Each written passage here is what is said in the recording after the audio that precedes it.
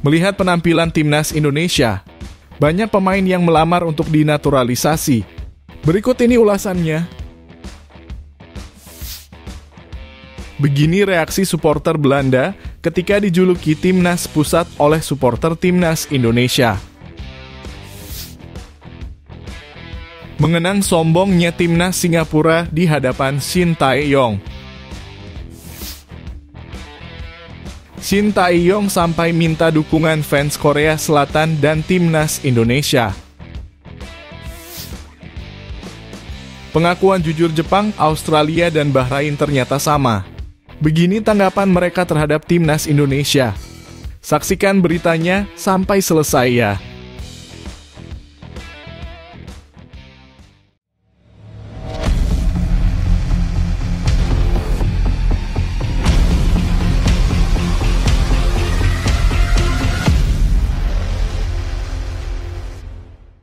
Mohon subscribe channel Timnasku Indonesia agar tidak ketinggalan informasi Timnas Indonesia.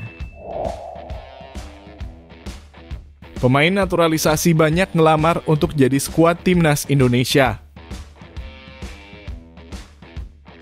Banyak pemain naturalisasi yang ingin bermain dengan Timnas Indonesia memberikan harapan baru untuk memperkuat skuad Garuda pada putaran ketiga kualifikasi Piala Dunia 2026 zona Asia.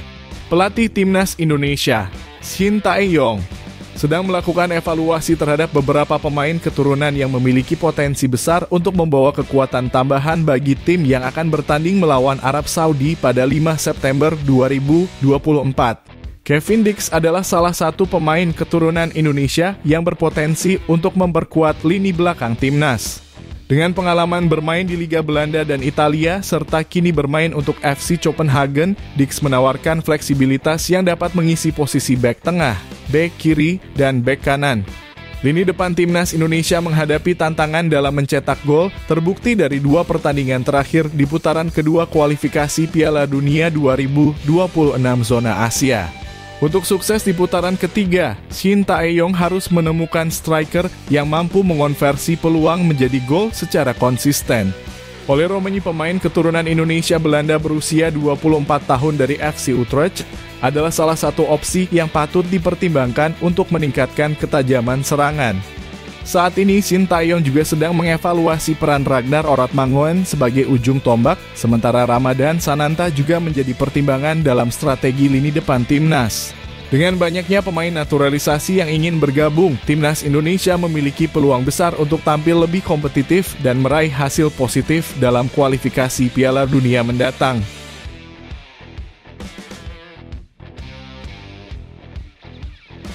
Reaksi fans Belanda saat negaranya dijuluki Timnas Pusat oleh supporter Timnas Indonesia. Timnas Belanda memiliki tempat istimewa di hati penggemar sepak bola Indonesia. Selain karena hubungan sejarah yang kuat, Belanda juga memiliki dampak tidak langsung terhadap Timnas Indonesia.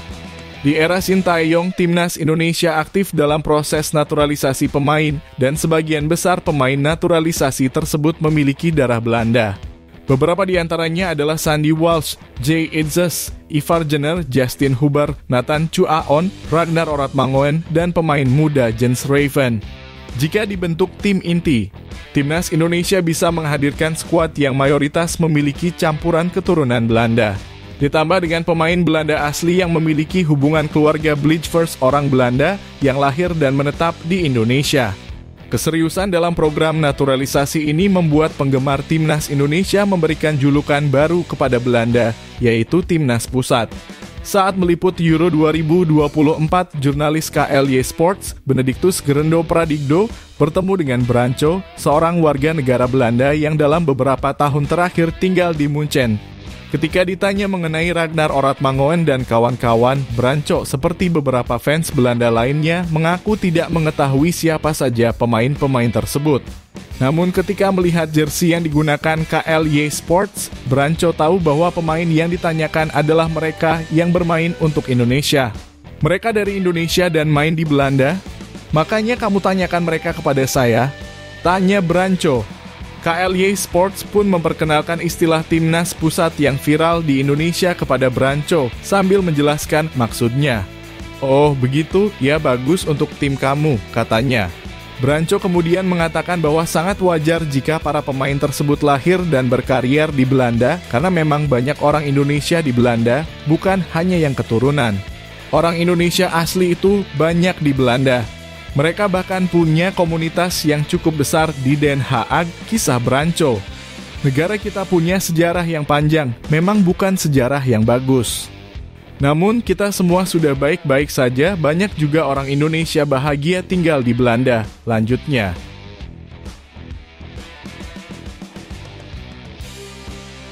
Sombongnya timnas Singapura di hadapan Shin Tae-yong.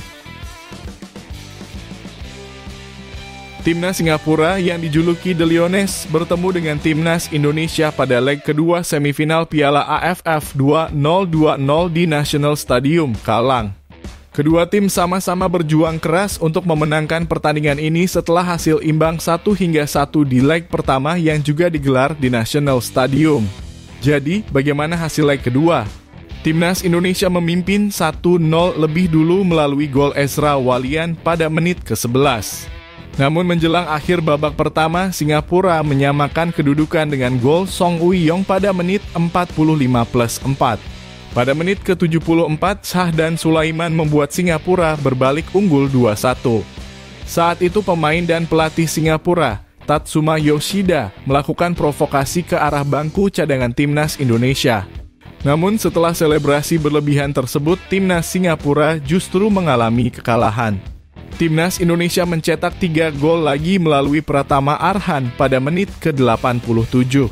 Gol bunuh diri Muhammad Syawal pada menit ke-91 dan Egy Maulana Fikri pada menit 105+2. Setelah pertandingan, pelatih timnas Indonesia Shin Tae-yong mengomentari selebrasi kontroversial dari pemain dan pelatih Singapura. Memang masalah besar karena ada selebrasi berlebihan dari pemain Singapura kepada bench kami, kata Shin Tae-yong dalam konferensi pers pasca pertandingan pada Sabtu 25 Desember 2021. Saya berbicara sedikit kepada pelatih Singapura bahwa kami harus fair play, tapi setelah itu baik-baik saja karena pelatih Singapura sudah minta maaf, tambah pelatih asal Korea Selatan ini. Setelah laga tersebut, performa Singapura dan timnas Indonesia tampak sangat berbeda. Timnas Indonesia berhasil lolos ke Piala Asia 2023 dan babak ketiga kualifikasi Piala Dunia 2026 zona Asia, sementara Singapura gagal. Peringkat FIFA Timnas Indonesia juga jauh lebih tinggi dari Singapura, dengan Indonesia berada di peringkat 134 dunia, unggul 25 peringkat dari The Lioness.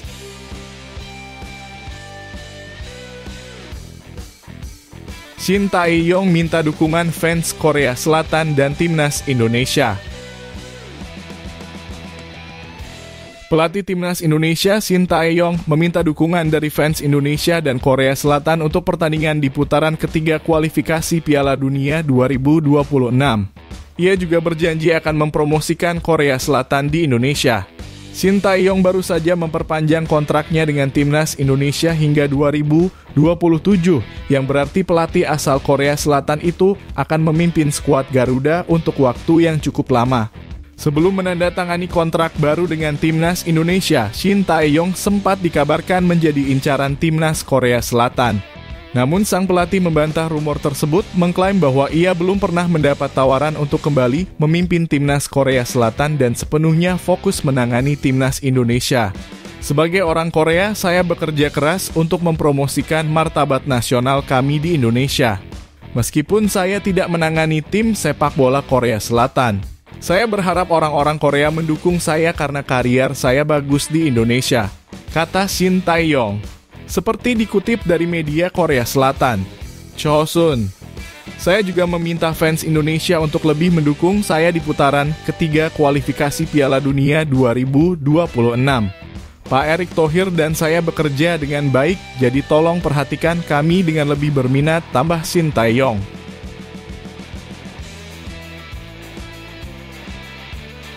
Pengakuan jujur Jepang, Australia, dan Bahrain ketika berhadapan dengan Timnas Indonesia.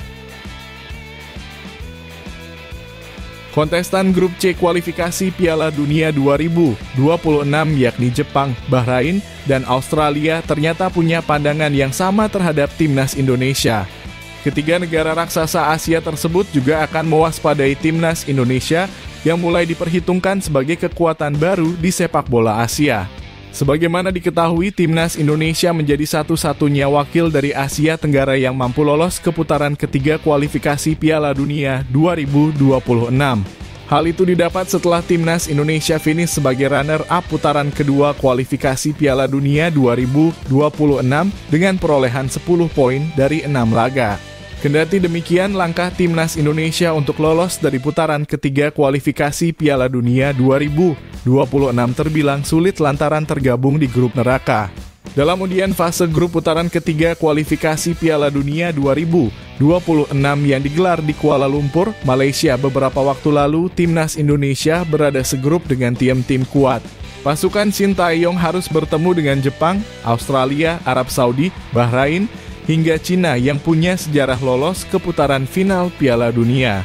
Walaupun negara-negara tersebut lebih diunggulkan daripada timnas Indonesia, nyatanya mereka mulai siaga jelang hadapi skuad Garuda di kualifikasi Piala Dunia 2026.